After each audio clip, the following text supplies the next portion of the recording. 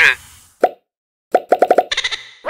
On vous présente les derniers jeux qu'on a essayés. On commence avec Endless Winter, qui est un jeu pour 1 à 4 joueurs. Les parties sont entre 1 heure et 2 heures pour 12 ans et plus.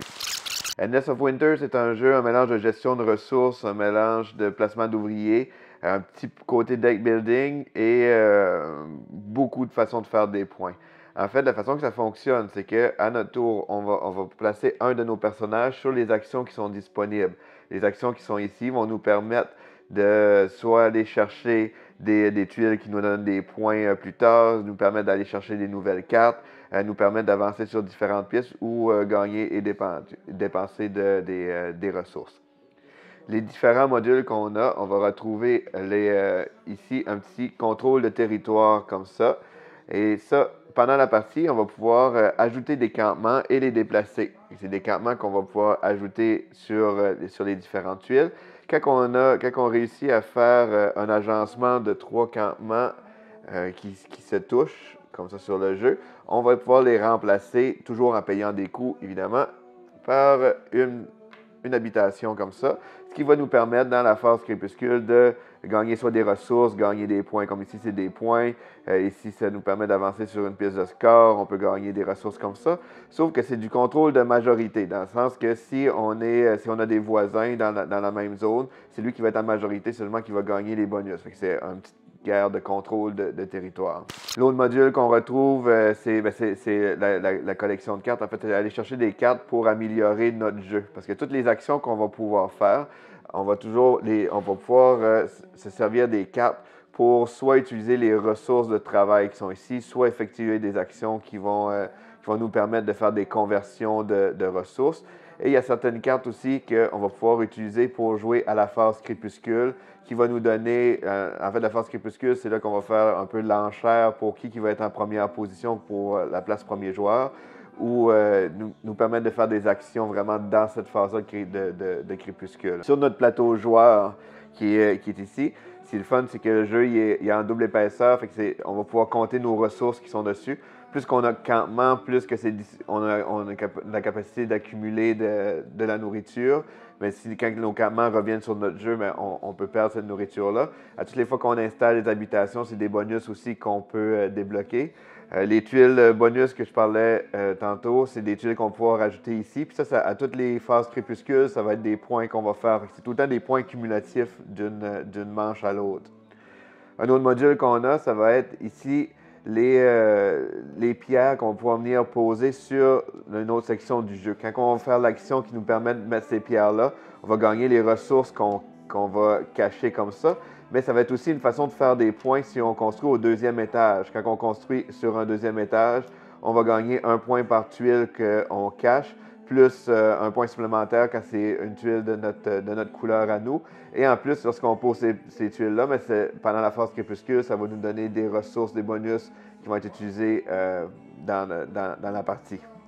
Un autre module qu'on retrouve, c'est une piste de score ici. Il y a différentes pistes de score. Si on réussit à monter ce côté ici, c'est notre scoring qu'on va faire en fonction des ressources qui nous restent à la fin de la partie. Fait que la nourriture, les outils, plus qu'on monte ici, au début, on a juste 4.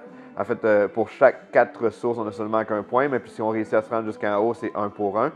Et ici, c'est une autre pièce qui est vraiment intéressante, c'est que, comme je disais tantôt, il y a un petit aspect de deck building, on pourra acheter des nouvelles cartes, mais il y a beaucoup d'actions qui nous permettent d'en écarter du jeu aussi pour épurer notre deck, avoir seulement des cartes intéressantes. Puis les cartes épurées, mais plus qu'on monte sur cette pièce-là, plus qu'on va faire des points aussi par rapport à notre position sur la piste, par rapport aux autres joueurs et selon le nombre de cartes qu'on a dans nos cartes qu'on a écartées. Dernier module qu'on a, c'est la chasse qu'on va pouvoir venir faire chercher des animaux. Les animaux, c'est une partie de collection. Plus qu'on a d'animaux de la même sorte, plus qu'on va faire de points, à condition qu'on ne les mange pas. Si on les mange, bien, il va y avoir d'autres tuiles de scoring qui vont pouvoir aller nous chercher des points par rapport à certains types d'animaux mangés. Mais c'est les animaux qui vont nous permettre d'aller chercher sur des outils ou de la nourriture. Donc, Endless of Winter, c'est un jeu qui est quand même assez simple parce qu'on a seulement 4 emplacements, réellement 5 si on considère notre plateau de jeu pour aller placer des ouvriers, faire nos actions.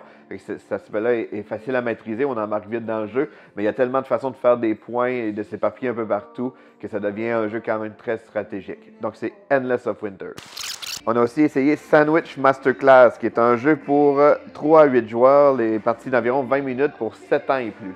Sandwich Masterclass, c'est un jeu qui mélange rapidité, observation et créativité. La façon que ça fonctionne, c'est que chaque joueur va avoir 3 ingrédients cachés comme ça. On se prépare, tout le monde va tenir deux cartes et à go, tout le monde les retourne. Et là, on doit aller soit retourner des cartes des autres joueurs ou nos propres cartes à nous pour aller essayer de se choisir 3 ingrédients qu'on veut. Quand tous les joueurs ont choisi leurs 3 ingrédients, on les place comme ça. Et ensuite, on va faire 3 rondes comme ça. Fait qu'on va accumuler au total 9 ingrédients. Chaque joueur va avoir 9 ingrédients. Et ensuite, il va falloir faire des sandwichs avec nos ingrédients. Fait qu'on va faire un sandwich qu'on va proposer à chacun de nos voisins. Fait que par exemple, si ce même joueur avait gagné toutes ces cartes-là, là, il regarde ses ingrédients pour faire des combinaisons. J'en prépare une pour ce voisin ici, j'en prépare une ici, puis une pour le chef de classe. Comme là, le thème de cette manche-là, c'est le gras, c'est la vie. Ensuite, à tour de rôle, il va falloir essayer de vendre notre sandwich. C'est là que la partie créativité va embarquer. C'est qu'on va essayer chaque joueur va devoir voter entre les 2 sandwichs de son voisin. Fait que là, il va falloir être créatif, comment on introduit nos ingrédients, là, les fleurs spéciales qu'on a mis dedans, etc., pour séduire notre voisin. Et ça, par système de vote, il va choisir et on va gagner un point, dans le fond, si notre sandwich est choisi. Et ensuite, on fait la même chose. Chaque joueur va pouvoir présenter une sandwich selon le thème de la partie.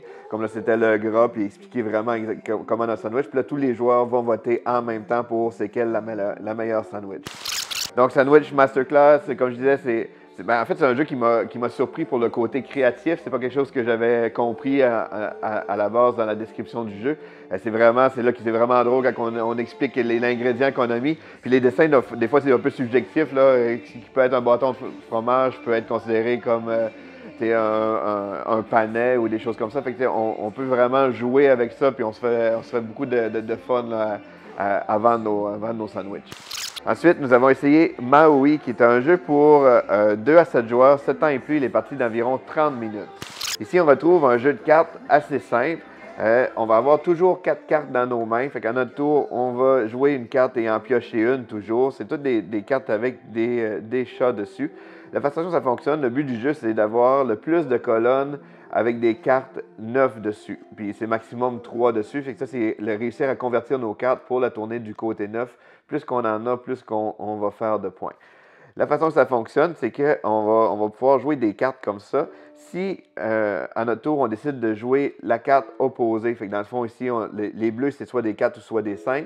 Fait que si je joue cette carte-là, mais là, eux, ils sèment comme ça, fait qu'on peut les défausser et on met un 9 comme ça. Le total fait 9. Fait que là, on gagne tout simplement un 9.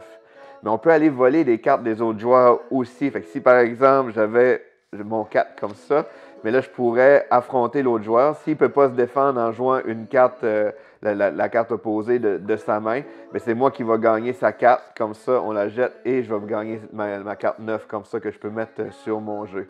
Si à la place, je joue exactement le même chiffre, mais là, ils s'affrontent en fait. Si je joue le 5 sur le 5, là, ils s'affrontent. Et on tourne une carte et la carte va rester dessus, ce qui nous donne seulement 5 points. Fait qu'on essaie d'éliminer les cartes faibles pour garder les cartes fortes sur le dessus et idéalement juste avoir des 9 en les retournant. Donc Maui, c'est un jeu très simple à prendre en main, mais il y a une belle interaction entre les joueurs parce qu'il y a de l'attaque un peu, mais c'est sans être trop poussé non plus. Et puis une belle petite stratégie légère, les cartes sont super belles, donc c'est un jeu que je recommande qui est Maui. Lis le jeu.